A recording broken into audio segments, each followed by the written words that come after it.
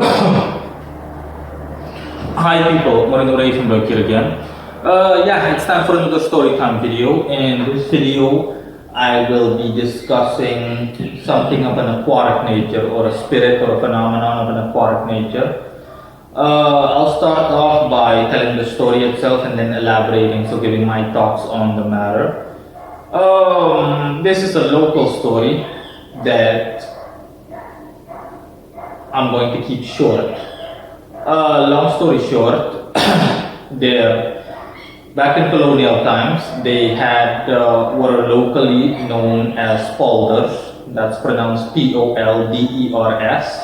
It's simply an old school colonial style water irrigation system. When the Dutch occupied Suriname, they simply built these polders, if you will. I'll be referring to them as polders from this point on.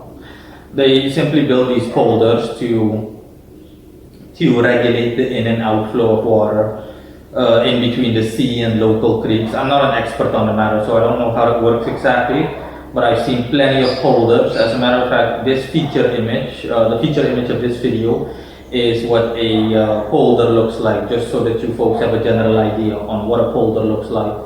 And I'll also insert a video in the description as well as the end screen. Just of a generic plantation, so that you can see what it looks like in general, what a polder looks like and how it works with water irrigation and whatnot. The video that I'm going to show you in the description below as well as the end screen is beautiful, but that's because it's maintained by the Dutch. In any case, regarding this story, this was back in colonial times, and similar to a groundskeeper living nearby a school building in order to be available whenever need be. Regardless of the time of day. Back in the days, you also had groundskeepers here that had to take care of these polders. It was their job to see to it that everything went fine with these polders, so maintenance, repairs, everything fell under them. And if something went wrong, they obviously were to be reprimanded by their superiors, the colonizers, the Dutch basically in this scenario. And and this also happened near a plantation, okay? Polders were specifically, as far as I know, only built strictly near plantations, obviously near places that were colonized and places where there was civilization present, where there were people living nearby. So at the very least, a plantation had to be nearby. And so you had these groundskeepers, and it was their task to see after the polder. It was their task to see to it that, for example, if the sea level increased, that they had to either open or close these water irrigation systems. They had to open and close these polders just to compensate for the change or the adjustment in the sea level or water level. Overall, when it was ebb, it was the other way around. The same thing in bad weather or during bad weather. When it rained, they had to adjust accordingly. Yeah, so in any case, a long time ago, by the way, I also took this book from, I also took this story from the book of an author which I also did a video on, and in which I mentioned him, Ronald Hasselhoff. So I just want to give credit to him for this story, as credit is credit's due. Credit needs to be given where credit's due, I mean. And in any case, this was an Indian, so a Hindu groundskeeper, and usually they, as a pastime, they had the tendency back then to get drunk. But ironically, in this situation, he was completely sober. He didn't have any stash of vodka or whatever he drank. He didn't have a stash of alcohol. He ran out of his stock. This is just to add to the credibility of the story, otherwise you could easily come to the conclusion that he was heavily intoxicated and therefore was seeing things. And one day, in any case, it was raining, and obviously it was really pouring with thunder and lightning and everything, and he had to go to his polder in order to either open or close it to compensate for the drastic increase or dramatic increase in water due to the rain, the heavy rain. And when he went there, I also need to state that this polder was situated where the Surinamese River ends. The Surinamese River is fed its water through the Atlantic Ocean, and pretty much where a local creek which provided people of the plantation with the means of water and whatnot, where it began.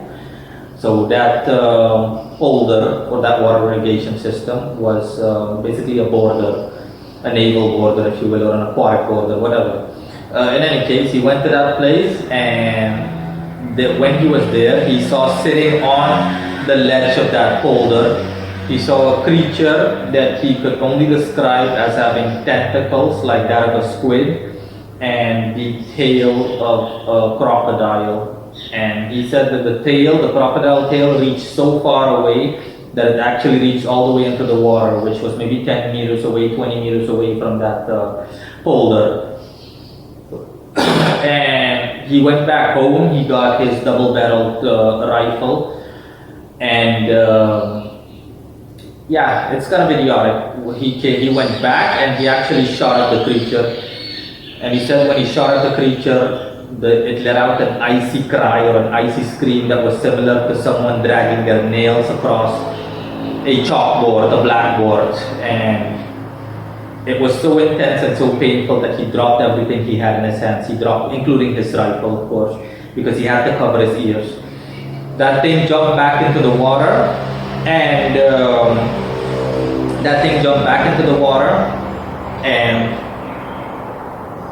he saw that where he had shot it, there was some kind of green or transparent slimy goo thing left behind that can be construed as blood coming from the creature. And he was, in my opinion, stupid enough to touch it because he wanted to see. He literally went like this, and it started tingling weirdly. It was completely sticky, and the second he touched it, his hand started tingling, and he wiped it on some leaves and immediately went home. And yeah, when he went home, he got nightmares repeatedly of that creature and its scream, and he woke up bathing in his own sweat, of course, in the middle of the night. And he went to the doctor the next day. Back in the day, they had specifically German doctors here. Not all doctors were German, but they also had German doctors here, just to specify. And the reason he went is because the fingers he used to pull the trigger on a rifle, usually it's your thumb and your pointer finger, as far as I know, yeah, like this. These two fingers were completely cramped. They had complete arthritis. They were like this, completely bent over, and he could not open them. He could not move them in any way. And yeah, doctors couldn't explain it rationally. They said that they have no idea what the cause is, and so on. And yeah, well, let's just say he shouldn't have touched that. He shouldn't have touched that creature's quote-unquote blood. And yeah, he'll never forget what happened. That's pretty much the end of the story. Now, my analysis.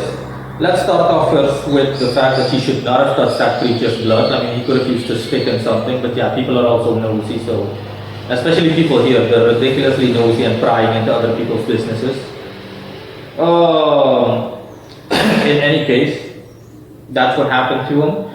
And second, that was the first thing that I was going to mention. The second thing is, here we see again how annoyingly hostile human beings can be towards things that they don't understand.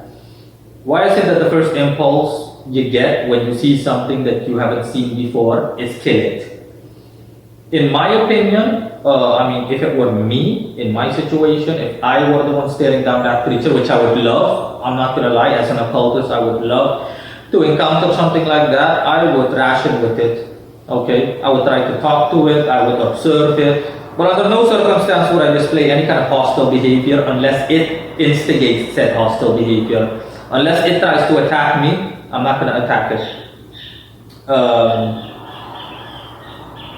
So yeah, even if it were to attack me, it would be self-defense if I were to retaliate. And yeah, last but not least, what I'd also like to mention is, yeah, pretty much the nature of the creature. That creature most likely is the creature, regarding its appearance, most likely is an aquatic water spirit. I wouldn't call it an elemental, but based on my own analysis, it would just be a neutral water spirit. That's the reason that it took on that appearance. The appearance automatically gives away that it. And before I continue, I also want to state that you can't kill the creature if you were to shoot it. What you're simply doing is hurting its physical body, the body that it obtained or it cultivated just to manifest in the physical world or in the physical plane. But that's pretty much it. You're not going to be able to kill energy so easily. Okay, being able to kill energy, even if it is possible, it's highly unlikely. It's ridiculously difficult and far-fetched. It's like saying that you're going to kill wind or you're going to kill oxygen. No. Energy, generally speaking, can only be displaced, but it cannot be destroyed altogether. You know, ultimately, God is the only one that can do so, for obvious reasons, omnipotence and all. In any case, regarding the creature's appearance, it immediately gives away that it's been in existence in the water for quite a while. Since there are no squids, there are crocodiles, or at the very least caiman here in Suriname. But since there are no squids in local rivers and creeks and swamps, then you can come to the conclusion too that the creature comes from the Atlantic Ocean, and it's been in existence for a while. That's why I took on that form. I also discussed in a previous video, I think the video on forest spirits, that spirits like to take on the appearance of their environment or the fauna in their environment just to blend in, just so that the other sea creatures in this case it doesn't stand out. You know, if you're in an environment, usually you want to blend in. You don't want to stick out like a sore thumb because it might have negative consequences for you. And it's the same thing. So this creature simply mimicked the shapes. This spirit mimicked the shape. This water spirit mimicked the shape of creatures it came across. So in this case, a crocodile and a squid, which it thought that whose appearances were the most soothing. The fact that they are of a predatory nature also plays a role. Usually, crocodiles, caimans, and squids have very few predators, very few animals that hunt them. As far as I know, they themselves are predators. So yeah.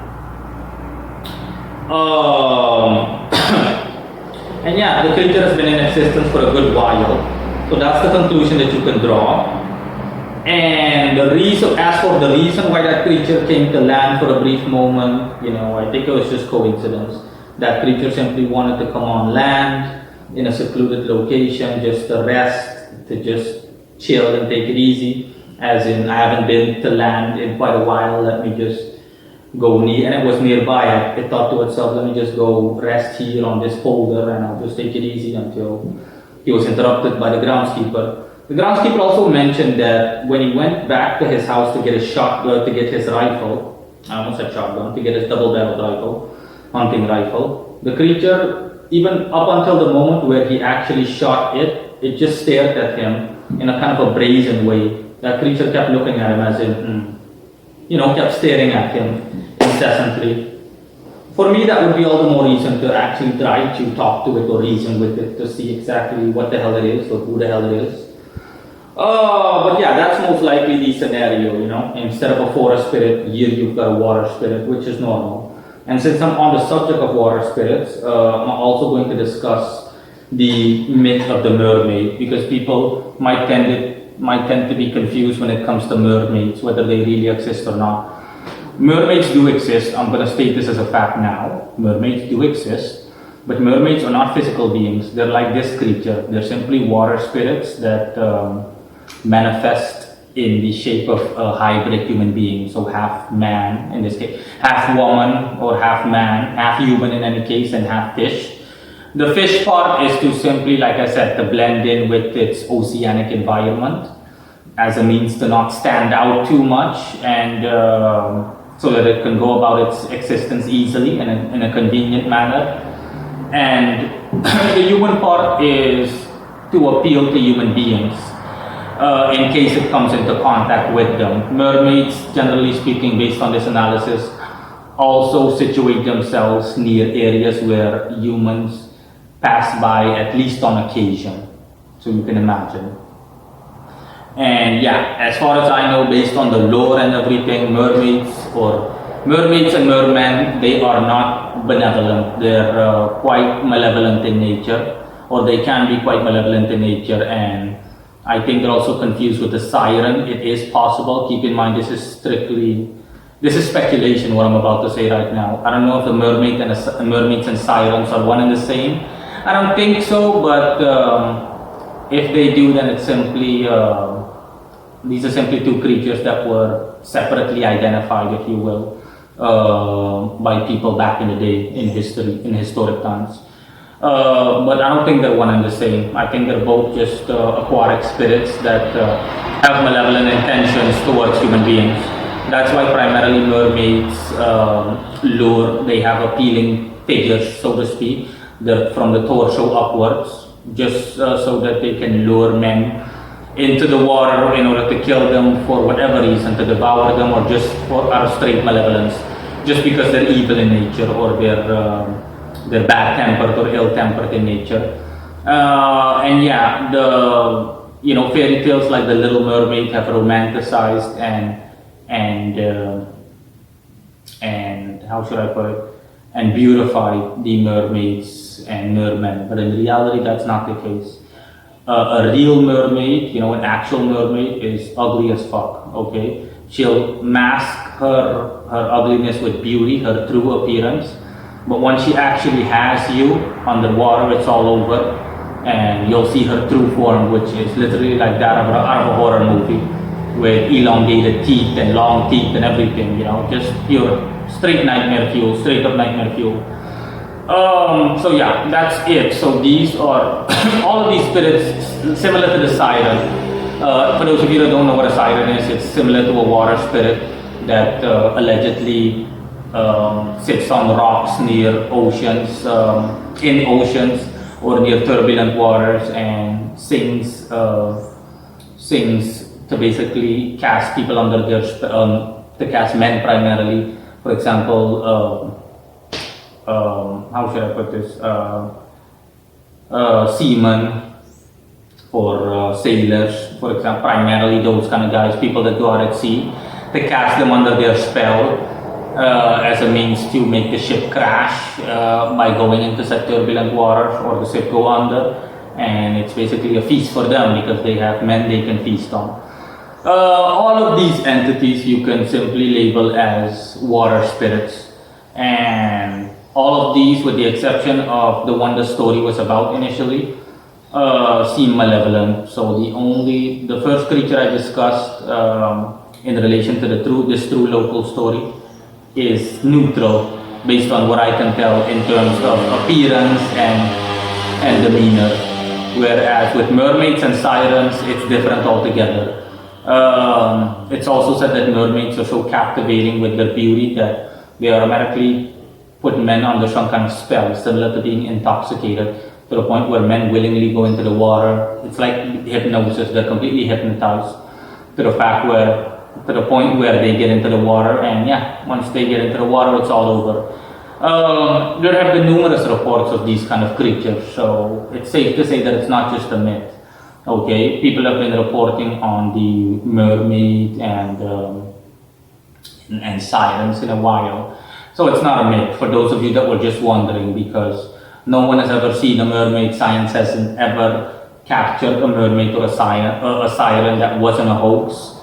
But that's simply due to the fact that these are not physical creatures. The shapes that are heard of, according to myth, are simply their physical manifestations. But these are specifically aquatic spirits. These are water or naval spirits, similar to forest spirits. These are water spirits, and yeah, they are not friendly, like I've mentioned. That's pretty much it.